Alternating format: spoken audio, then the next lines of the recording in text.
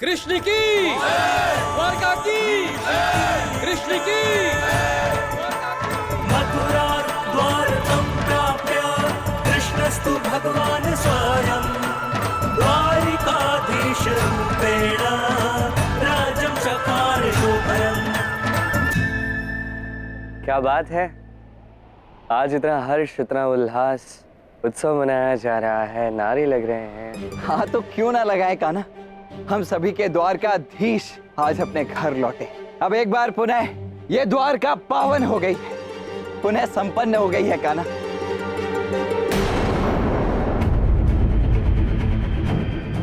आओ कान्हा।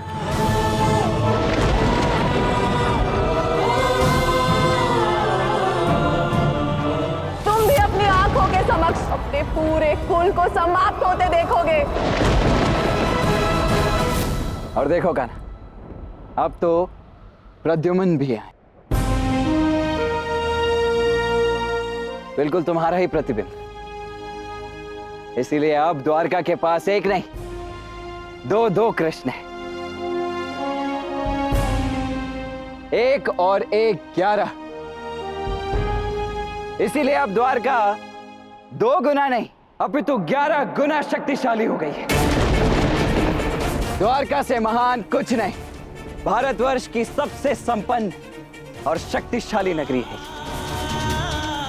अमर यदुवंशियों की, अमर यदुवंशियों की, अमर यदुवंशियों की।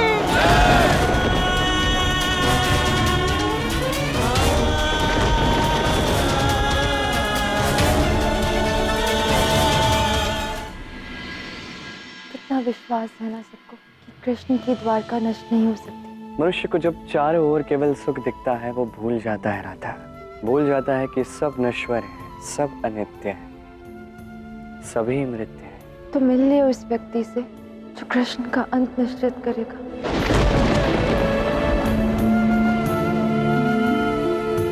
कौन है वो जो द्वारका नष्ट करेगा?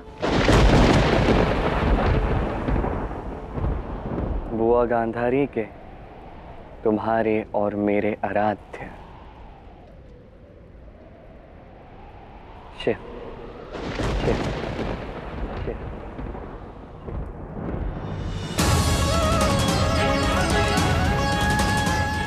शिव? शिव आएंगे धरती पर कृष्ण का अंत करने? उन्हें धरती पे आने की आवश्यकता ही क्या है? उनके पास तो अनेक माध्यम है, अनेक मार्ग है। तो इस अंत का आरंभ कैसे होगा? अंधकार कैसे फैलता है राधा? कब फैलता है जब व्यक्ति अपनी दृष्टि खो देता है। यही होगा अब द्वारका के साथ। अब द्वारका का हर एक व्यक्ति अपनी विवेक दृष्टि खो देगा, जो द्वारका को ले जाएगा उसके पतन की ओर। तो कौन होगा वो पहला जो अपना विवेक खो देगा? पहला दोषी? दोषी? इसके लिए दोषी कोई नहीं होगा राधा, इसमें किसी का दोष नहीं होगा। सर्वशक्तिशाली ये नियति है और नियति ही सभी को उस मार्ग पे ले जाएगी। अब ये केवल नियति का खेल होगा राधा, कृष्ण की लीला नहीं। और नियति का ये खेल प्रद्युम्न के विवाह में आरंभ होगा। वहां तुम्हें ज्ञात हो जाएगा कि कौन होगा वो पहला व्यक्ति जो अपनी विवेक दृष्टि खो देगा। कौन होगा जो इस अंत के आरंभ का चक्र प्रारंभ करेगा।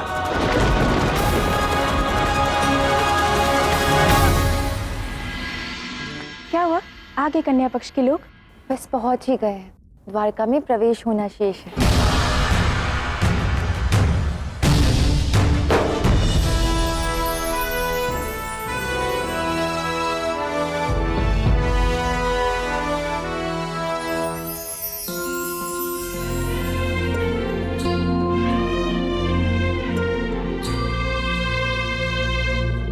हमारी द्वारका में आपका स्वागत है महाराज रुक्मी।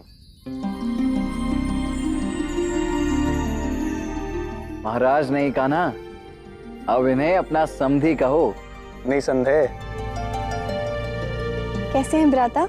मैं अच्छा हूं बहन, और मुझसे भी अच्छी है हमारी पुत्री रुक्मावती। जो कब से द्वारका आने को अधीन है।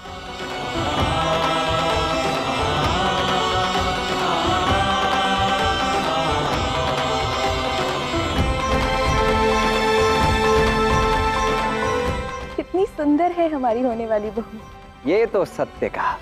और नहीं तो क्या, हमारे प्रद्युम्न को योद्धा से घरेलू पुरुष बना देगी। अरे क्यों तंग कर रहे हो उसे? अभी तो उसका विवाह भी नहीं हुआ और अभी से छेड़ रहे हो उसे। क्यों न तंग करे, विवाह के पश्चात प्रद्युम्न से छेड़ने का अवसर कहाँ देगा।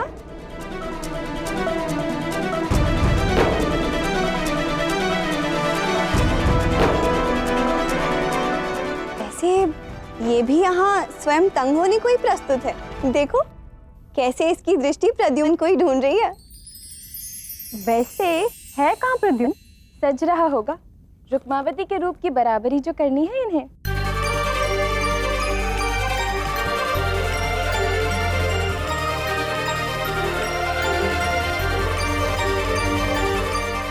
अरे वाह प्रद्युम्न, तुम तो बहुत ही सुंदर लग रहे हो, बिल्कुल कृष्ण की ही भांति। सत्य कहा राधा। अच्छा अब चलो रुक्मावती के पास, जिसके लिए इतना सज हुए हो। ऐसे नहीं, इतने सुंदर लग रहे हो, पहले प्रद्युम्न की कुदृष्टि तो उतारने दो।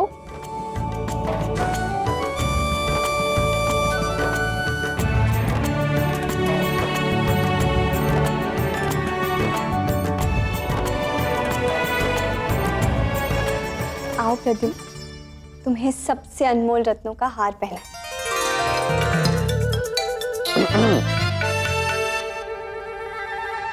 कोई तो भेजो प्रद्युम्न को वहां। अब तक भेजा क्यों नहीं? सभी वहां प्रतीक्षा कर रहे हैं। ऐसे आजीवन उसे सज्ज करते रहोगे तो विवाह संपन्न कब होगा? अब आप माता और पुत्र के मध्य मत आइए। आप हमारी भावनाओं का उपहास उड़ा रहे हैं।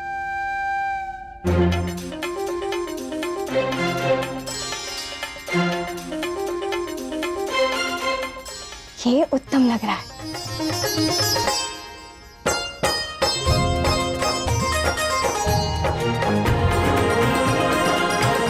रुक्मणी, मैं जानती हूँ रुक्मणी, आज तुम्हारे लिए बहुत बड़ा दिन है, किंतु क्या मेरी एक विनती मानोगी? विनती नहीं, आदेश तो राधा। तुम्हारी कोई बात भला कैसे नहीं मानूंगी मैं? मैं चाहती हूँ कि प्रद्युम्न का तिलक तुम नहीं, जामवती करे।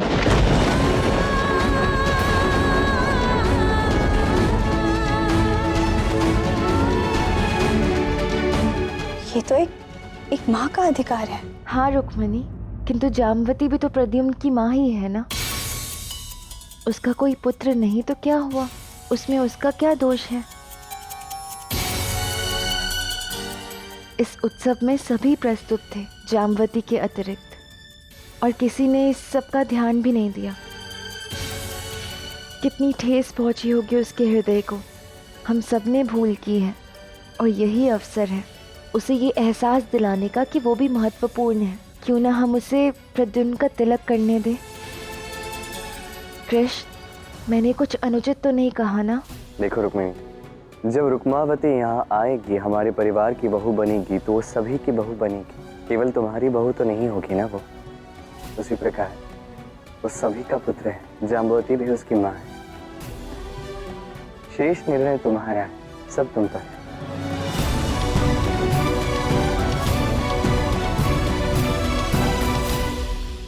क्षमा करना राधा, एक पल को मैं संकोच में पड़ गई थी, किंतु तुम उचित कह रही हो। प्रद्युम्न का तिलक जाम्बवती को ही करना चाहिए।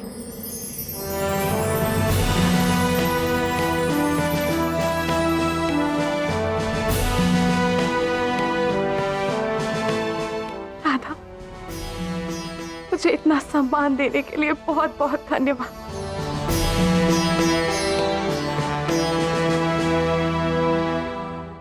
आओ जाम्बवती, अपने पुत्र का तिलक करो।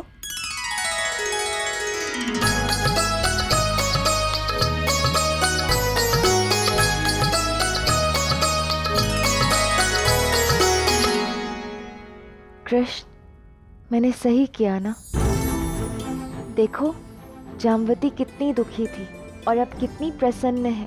जाम्बवती के लिए उचित कार्य था द्वारका के लिए उचित था। ये तो नहीं कह सकते, किंतु हमारी कथा के अंत के आरंभ के लिए एक उचित घटना तेरा था। क्या कह रहे हो तुम? मैंने ऐसा क्या कर दिया? जो मेरा प्रतिबिंब होगा राधा, वही मेरा द्वारका का यदुवंश का काल बनेगा, और अब उसके आने का प्रबंध हो चुका है। कौन है वो व्यक्ति?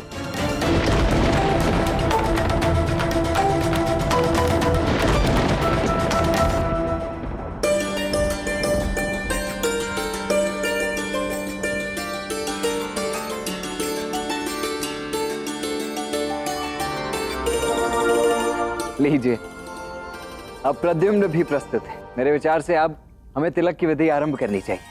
अवश्य।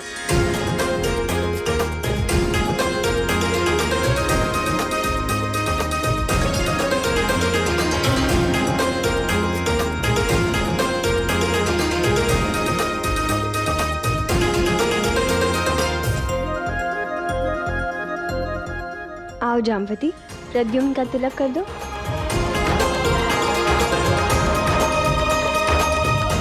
ये लो।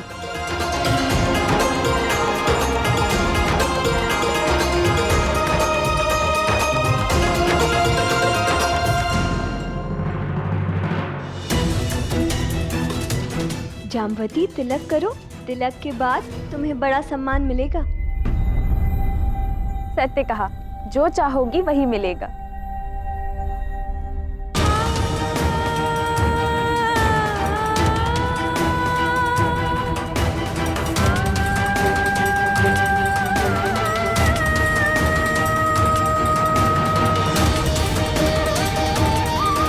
कृष्ण अपने आप में ही पूर्ण है, तो उनके आसपास कोई अधूरा कैसे रह सकता है भला? तुम कुछ भी मांगोगी वो तुम्हें देंगे।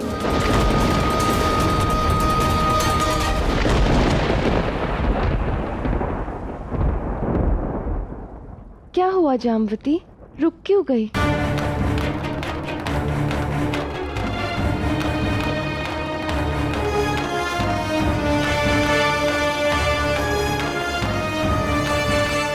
तिलक के पश्चात मुझे सम्मान मिले या नहीं, ठीक है, किंतु तिलक से पूर्व मैं श्री कृष्ण से कुछ मांगना चाहती हूँ।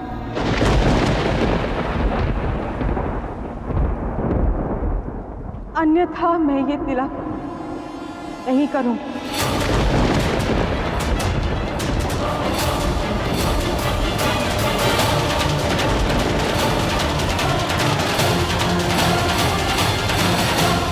ऐसा क्या हुआ जामवती? हाँ जामवती, ऐसा क्या है जो इसी क्षण मांगना आवश्यक है? कान्हा मना नहीं करेगा यदि तुम बाद में भी मांगोगी तो। यही क्षण है, यदि आज नहीं मांगा तो दोबारा मैं कभी मांग ही नहीं पाऊंगी।